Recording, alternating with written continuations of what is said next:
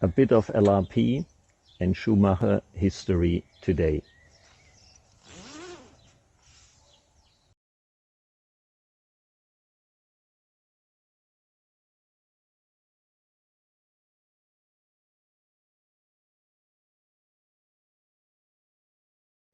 Welcome to Schumacher Racing. Today we're with Cecil Schumacher and we're going to talk about the new COUGAR Classic. Welcome, Cecil. Yes, it's nice to be here again, Robin, and being reminded of old times. So the first COUGAR was introduced back in 1990. So what do you remember about the COUGAR project? Well, yeah, it was a natural evolution of what had gone before, but somehow it's a sweeter looking motor car. We had a good lad designing the bodywork in those days, a lovely fellow, not with us anymore, I'm sad to say, but that Chris, who designed all that, did a splendid job. Yeah. Yeah, it's certainly a more scale looking body than on modern cars. Modern buggies seem to have drifted further away from full size vehicles. Yes, you can identify with this somehow, can't you? Yeah. The biggest change on the COUGAR compared to the Top Cat was the front end.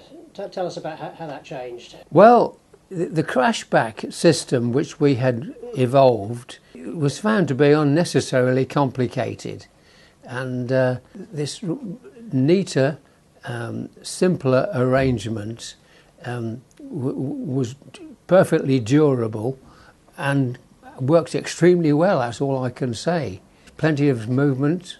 We have adjustable positioning of the shock absorbers, and of course there's a whole range of things you can do inside of the shock absorbers. Yep, it was a natural evolution and a natural improvement, I'm glad to say. Yes, it improved the car a lot, particularly on the rougher tracks, and the tracks in those days were pretty rough. Indeed they were. We've seen some pictures of the tracks, and they're dirt, and whilst it had a shape when it started as a track, the shape was a lot different to how it was when it started.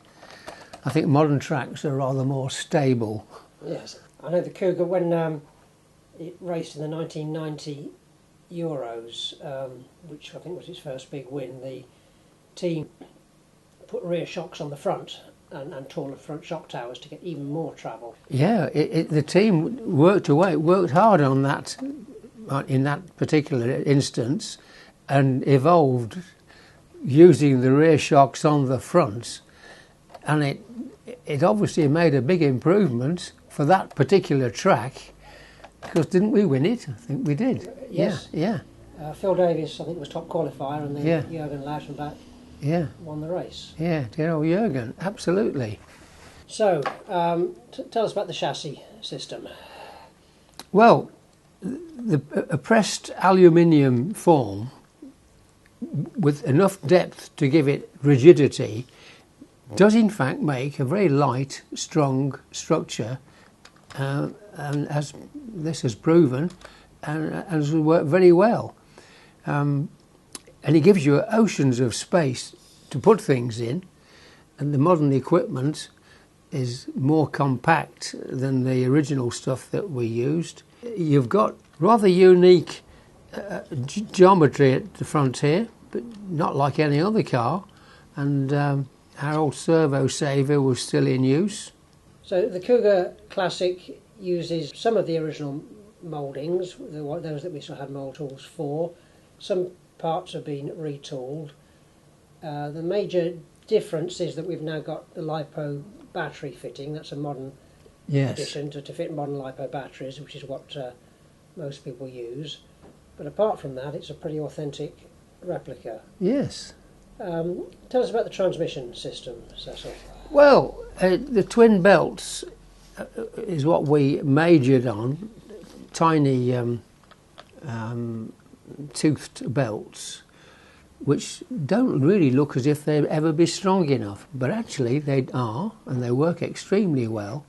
And what's good about a belt system is the weight of the rotating parts, and of course the belt is one of the rotating parts, is tiny. So, in accelerating terms, you've got less moment of inertia to accelerate as the speed changes. And it's pretty darned efficient, otherwise it wouldn't be winning the races it's won, would it? But we kept the belts very thin, and in fact I think we used to grind a bit off the belts when it came to racing, and we could afford to jeopardise the life. This car also uses the slider driveshaft system. Well, driveshafts carry a lot of torque, and having a splined drive, it has to plunge under load.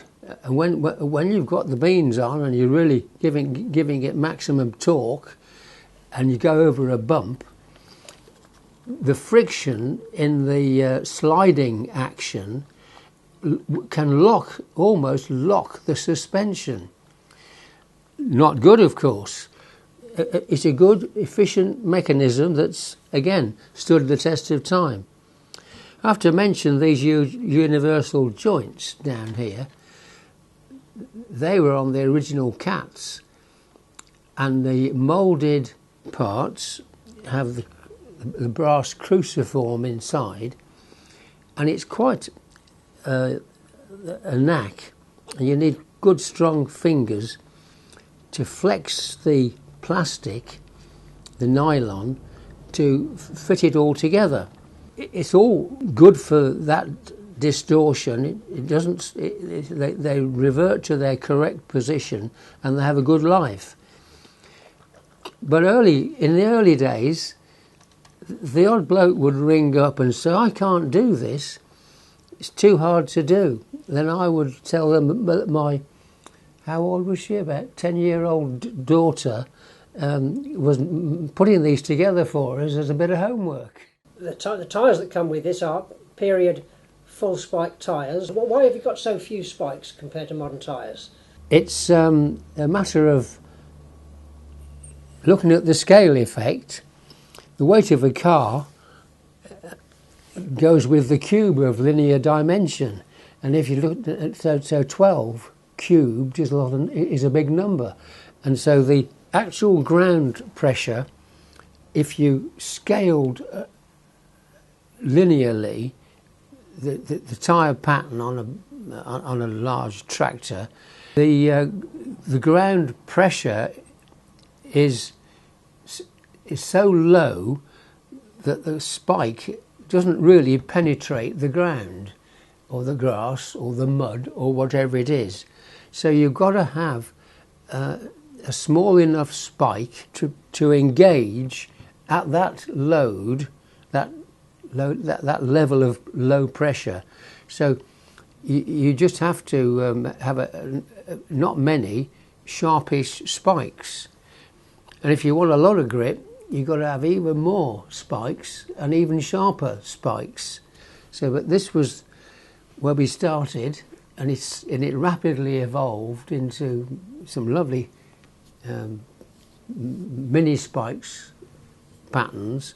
But this was the right thing for on dirt at that time. So the Cougar was raced very successfully all over the world, won many races in many countries. And the other big event was the 1991 Worlds in Detroit. Yes, I remember that. We had a great time there. The tracks weren't like they are these days, and there's a lot of loose dirt, and our tyres were very good on that particular track, and the state of the track as the racing progressed, it just got worse and worse, and holes were dug. But anyway, all the cars were getting round, and we actually had several cars in the final and were really pleased with our performance over there. The motor position at the rear is quite far back and quite high compared to modern cars. Why was it like that? Well, we wanted it back at the back. With it being two-wheel drive, you're just trying to get weight on the back wheels. And that is ideal from that point of view. By the time you put the motor on the other side, you really have a very different characteristic for handling. And on loose surfaces, you've just got to get traction by having weight in the right place. It compromises things slightly because you can't really have it any lower than that, so that you can land after a big jump without it bouncing on the metal. COUGAR Classic is a pretty authentic replica of the 1990 original COUGAR, which a lot of people would have started racing with, and brings back some great memories. It does indeed, Robin, it does indeed. And the recreation is a great credit to you, because it is exactly as it should be. And dare I add it, I think the mouldings are a bit neater than what we used to make. And yeah, it's a delightful recreation. Very pleased. Okay. Good on you. Thank you. Hi Jurgen, this COUGAR next to you is not exactly but similar to the car you won the FR Euros within the 90s in Antwerp, Belgium 2 years ago. What do you remember about racing at that time and about that race in particular? I mean, that race in particular was a very special event. It was a very, very bumpy track, very soft soil. Actually, the drivers worked on the track to get it race ready. It was nearly an 8-scale size, so also in those days was a little bit, yeah, a special track, fast track, and very bumpy track. Okay, so you started from 5th on the grid. So in today's terms, it would be unusual for a driver to come from 5th to win a Euros title. How do you remember that? Look, I saw it was a Christmas tree type qualifying, and only the top 4 went through to the A final initially. Yeah, now you saying this, actually, I didn't remember that.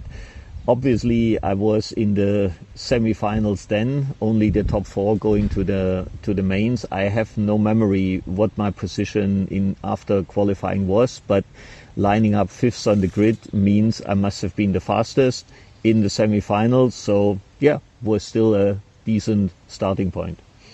And the COUGAR also took place 3, 6, 8 and 9, so a pretty strong display. Yeah, we had a very strong team effort. It was either Phil Davies or Kevin Moore coming second. The others I do not exactly remember, but the COUGAR was really, really strong with our suspension setting on that track, and the power we enjoyed also helped quite a bit. All right. And as we can see, the history of collaboration of Schumacher and LRP goes back a long way. What made you choose the COUGAR all those years ago? I mean, I was racing 12 scale with Schumacher, then actually was my life to race 12 scale, then started in off-road in 88, and the results came immediately, and this was in the beginning only with the Schumacher Cat XLS, the 4-wheel drive car. There was no 2-wheel drive. Then Schumacher expanded their range with the Top Cat. I believe it was 89 towards the Worlds. So it was logical to run the Schumacher 2-wheel drive car, and from the Top Cat we arrived at the COUGAR in 1990. Was there anything special about your LRP power package you used in the COUGAR? The electronics look very different and primitive compared to what we have now. Yeah, I mean, primitive is a bit a harsh word. I mean, in every era of racing, there is state-of-the-art things. An F1 car from the 70s also looks a bit more primitive than today. But I think always within an era, people try the best, the hardest, what they have at their disposal. So with the power I enjoyed and the power we had and the speed we had, yeah, it was definitely an advantage at this event. All right. So nowadays, worldwide from manufacturers, we have seen re-releases of many popular cars from when the sports of RC was in the one of its heydays. Before the advent of computer games and other distractions, do you enjoy seeing this section of the market, seeing some of the vehicles from back in the day? And what was your favorite car at that time? I mean, I actually greatly enjoyed to see people racing with cars. We have raced, as shocking as it is, 32 years ago. And I haven't raced for a long time, but probably, most likely, if I would attend again, it would be with one of those cars. And my the car I liked the most was the Cat XLS, which then turned into the Boss Cat. So we were running some in-between chassis development parts. But if I would have to highlight one car, it would be the Cat XLS. Awesome. You were in fancy of making products yourself under the LAP brand. You must have been very busy traveling a lot of races and working on your own products. Can you describe that period for us?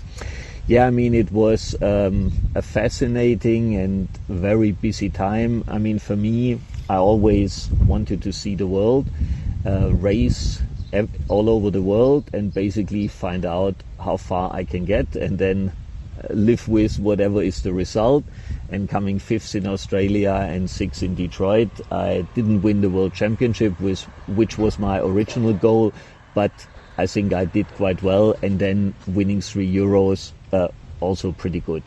I mean, it was super busy. Every year, January was the Reedy race. Fly to California from the cold and the snow in Germany to the sun in California, super exciting. Back to Germany for the Nuremberg Hobby Show, February. Again to Florida for the Winter Champs. I think the most I was in the States was 6 times in 1 year. Travel to Australia. I mean, the world was quite a big world those days. I mean, when you were gone, you were gone. There was no fax, no email, no WhatsApp, no nothing. I mean, you were just, you disappeared, and it was not easy to have contact from other parts of the world. But at the same time, it was so exciting because you were really traveling far. All right. So your form continued into 4-wheel drive, taking the TQ position with the Schumacher Cat for the finals. You ended up 4th with the late Phil Davis taking the win. What do you remember about the 4-wheel drive propulsion of the race? Yeah, I mean, this was one of the most difficult events for me racing. I was on TQ, and then it started to rain, and we had a final practice just 20 minutes before the start of the first A main. And I could probably draw it today. There was a chicane in front of the rostrum. You're coming from the deep stuff on the slippery part. And I think close to the end of the final practice, I had nothing better to do than go as fast as I could through that chicane, touched the tire. It was a real tire, and ripped off the complete left front of the car.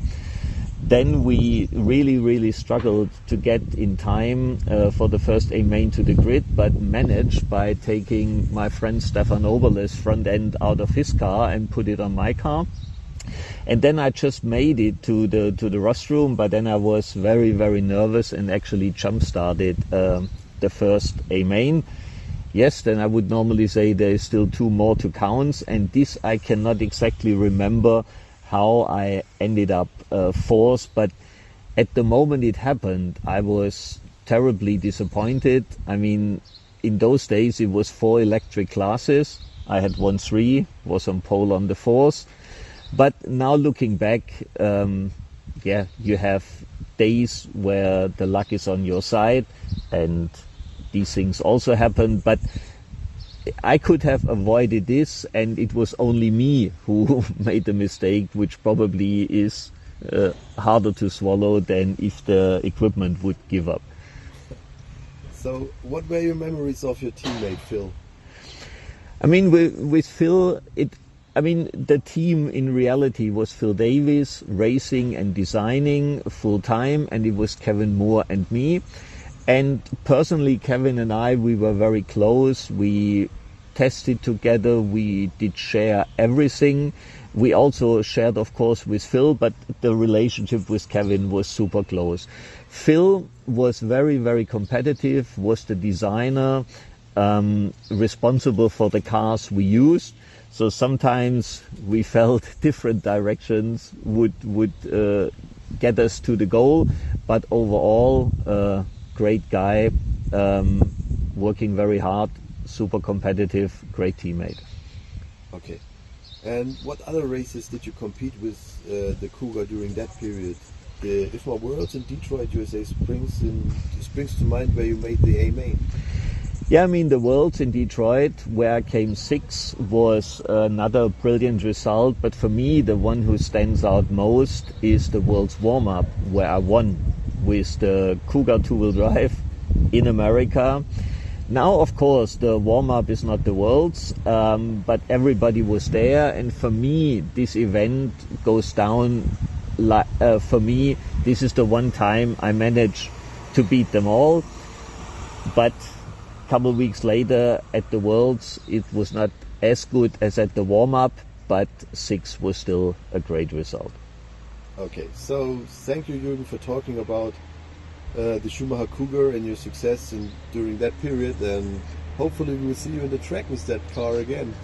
Yes, thanks a lot for the interview, and it's a great honor that you prepared the car with my livery back from then, and I'm very excited and also proud to be associated with this project. So thank you very much. Thank you.